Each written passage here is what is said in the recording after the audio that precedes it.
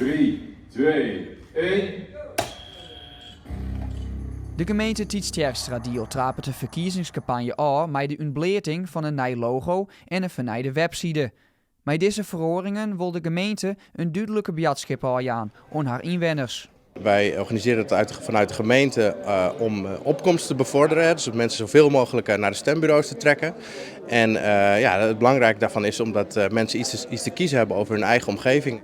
Ook waren de nieuwe listloekers van de komende 4 jaar presenteren. Jesse Loinga is met zijn 23 jaar de jongste listloeker in Tiet-Tjerkstra. Want jongeren die haken echt een stem en we hadden nog wel een paar jongeren in Tiet-Tjerkstra en die moeten hun mooi jet vieren. Loinga hoopt het met zijn rol als listloeker meer inwoners te beloeken bij de lokale besluitvorming. Hiervoor ben ik 4 jaar in Riesland West.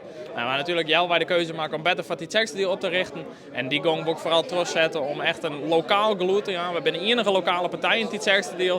En daar moeten we eigenlijk gewoon onze prachtige gemeente voor ophouden. En net landelijke partijen, gewoon lekker lokaal. De komende 4 jaar willen de partijen vooral naar de woningbouw zien. Nou, hier in Tiet-Tjerkstra mij wel nog een tusje erbij qua woningbouw. Echt wat meer creatieve projecten hebben we hier nodig. De starterslening, daar willen we de komende 4 jaar hut van maken. En de starterslening dat is eigenlijk een lening die vanuit de gemeente wordt doen naar mensen die een eerste woning kopen. Dus die krijgen dan een extra centje om wat beter op een woningbouw te komen. De volslijne listen van de partijen worden menje bekendmaken.